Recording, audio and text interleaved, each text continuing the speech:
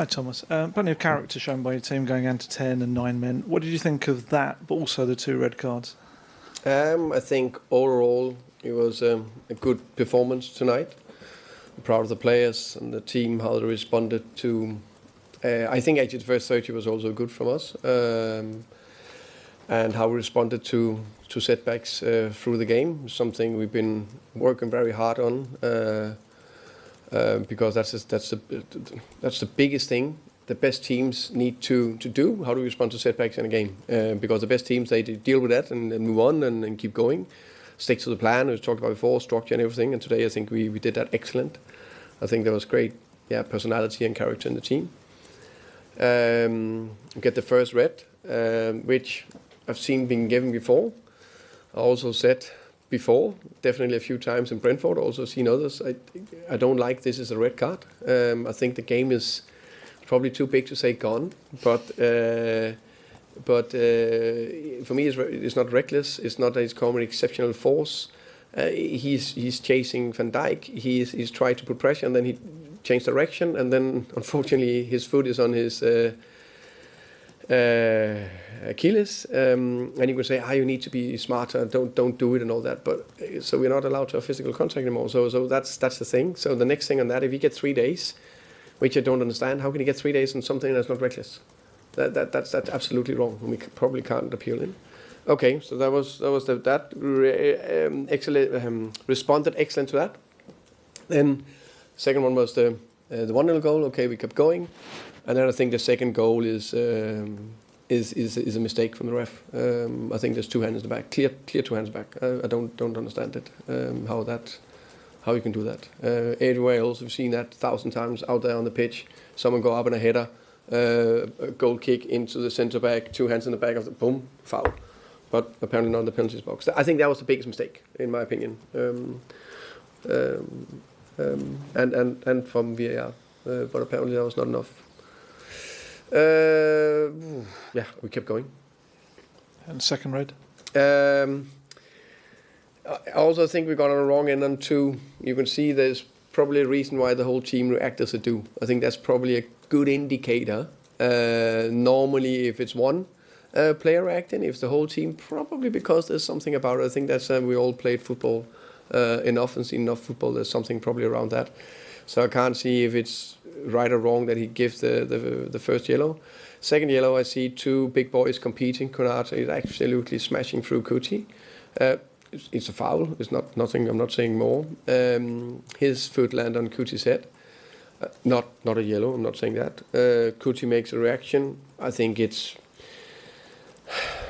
I guess it can be given, but also I guess it can be not given.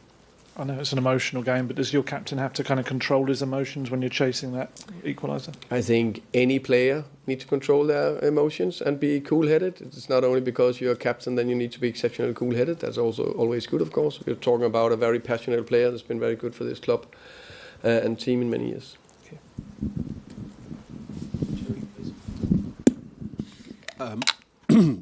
It certainly got the crowd back on board as well, didn't it? The commitment shown by the team, but also that sort of adversity.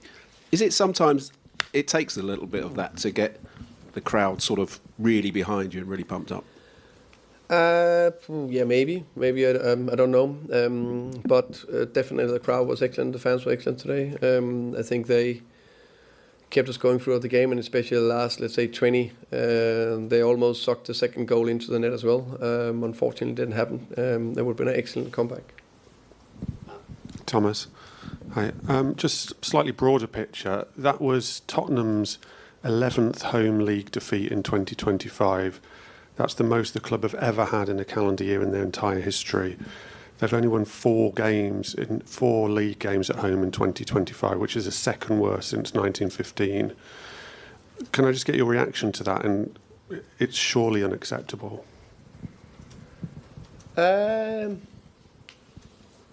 I think it's fair to say, I said from the beginning, that it's so important that we do everything we can to make our home a fortress. And to make that home a fortress, we need more performances like we did today. Today there was a few bits that didn't go our way. I think also a great effort for Kolo Moani.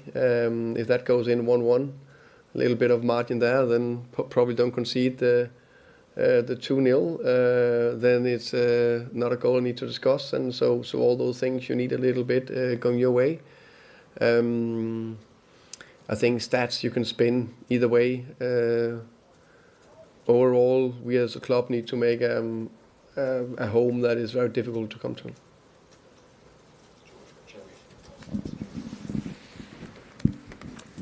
Thomas, you just spoke about Xavi missing the next 3 games. I mean, how sort of disappointed are you for him? Because he'll feel like he's let the team down tonight. But even Arne Slot was saying then he's seen them not given this season against Liverpool.